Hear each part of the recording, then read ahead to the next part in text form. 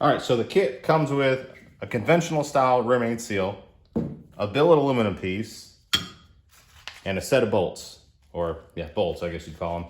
These are 5mm Allen, and they're a different length in order to compensate for the thickness of this piece. So you must use these bolts with this kit.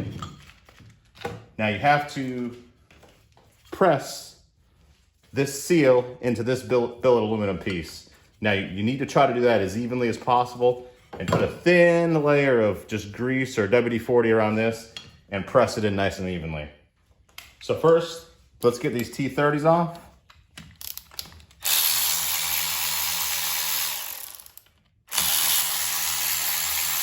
I'm gonna start doing this rim aid seal first. It's just the easiest thing to do.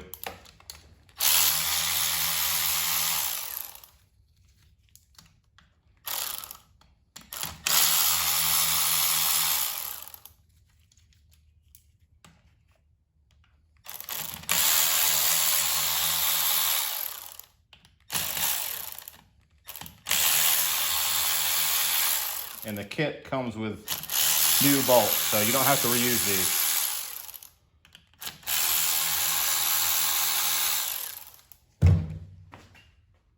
All right, now that we have the bolts out, we can just pry this one off. Just kind of work it around like this so you don't crack anything.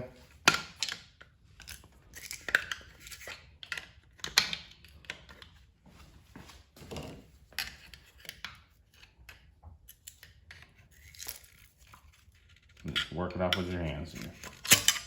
All right, this had not failed, but it's a failure-prone part. As you can see, it's just a thin, just paper type seal. I know it's rubberized, but it's very thin and it's not robust. So I'm gonna replace it and we'll never have to worry about this again. Just spray a little bit on your rag. Swipe it all around. Now, if you missed a spot and you kind of can't get it off with a brake cleaner, just go back over it with a razor blade. And just be careful with the razor blade. Just try not to scratch the surface. All right, guys, so now that you have it cleaned up, I like to practice installing this because what you want to do is you want to kind of put this on and then work the seal around with your fingers like that. And none of the seal is rolled over. If you just jam this thing on there, you're gonna roll the lip of the seal over and it's gonna leak very badly. So just practice a few times. If you're mechanically inclined a little bit, you'll know exactly what I'm talking about. Just like that. So that's how I'm gonna do it.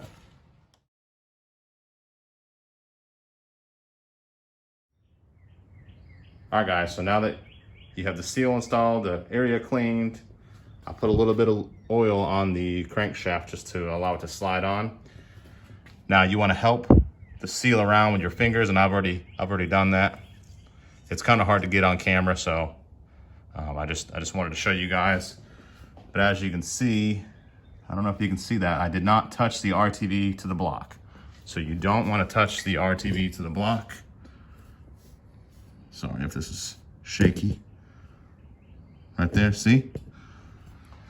So now that that is in place like that, set you guys back down, you can push it on.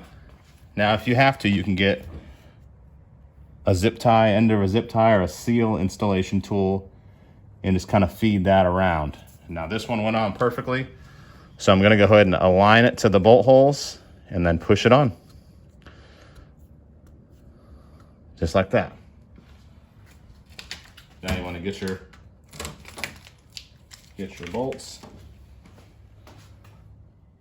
All right, guys, so I messed up a second ago and didn't have my camera filming, so I want to show you guys what I did.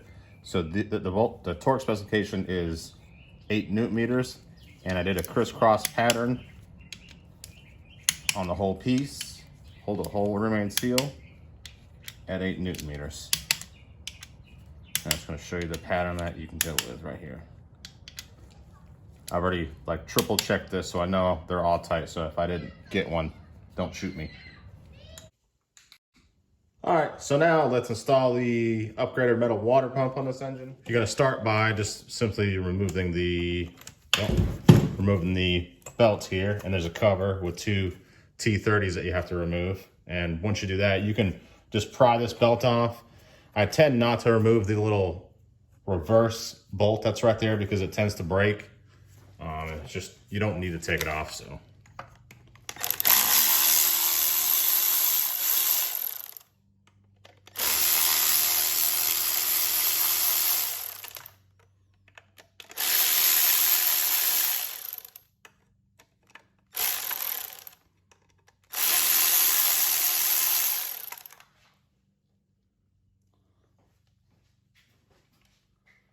Should be all of them. No, there's one more right there.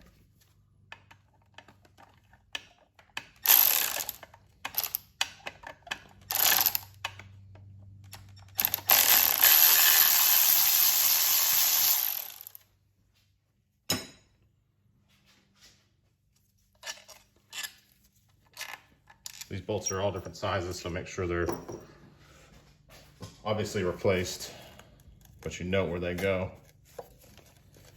All right, just simply take it off like that. Now, again, this was not leaking or faulty or anything like that. As you can see, the seal is intact, and it usually, what happens is the cover here leaks, the timing cover leaks, and leaks oil onto the seal, and it swells up and then cracks the housing. So I don't want to have any breakdowns on this car, so I'm just going to go ahead and replace it. All right, so once you remove the water pump, you want to clean these gasket surfaces. Try not to gouge these things or anything like that because it's just an O-ring that seals it, and it needs a nice machined surface.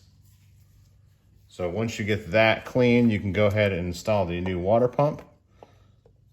I like to just put a little bit of coolant on there, just non-diluted, so it gives it just something to slip in with. Line your dowels up. There you go. All right, so now let's torque down the water pump here. Torque sequence is, or torque value is 9 Newton meters. Right there. Goes 2 right here.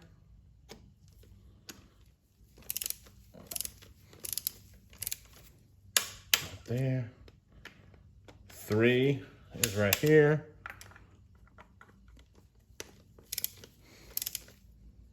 5 is right there, or 4 is right there. 5 is here. And then 6 is the bottom one. Hopefully you guys can see this clearly. All right, let's just double check these. Not moving them, I'm just double checking them.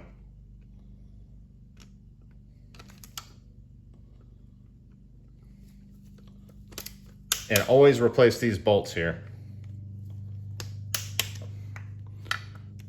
And it's important here to use a high quality Torx bit. It's like a snap-on, because these heads seem to strip out pretty easily.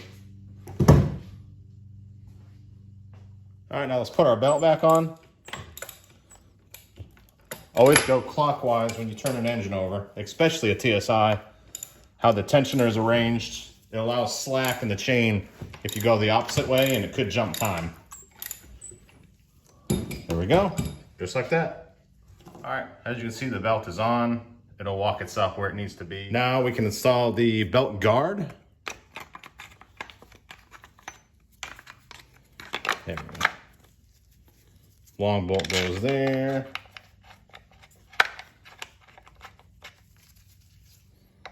Short bolt goes here.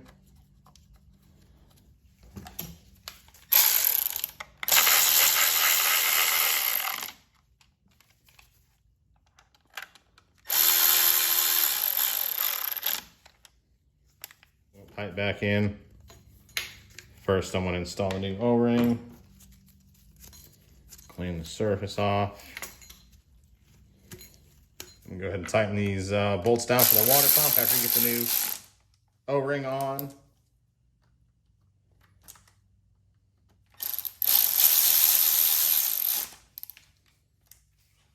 I know you see me using this power tool, but I swear I don't run them down with it.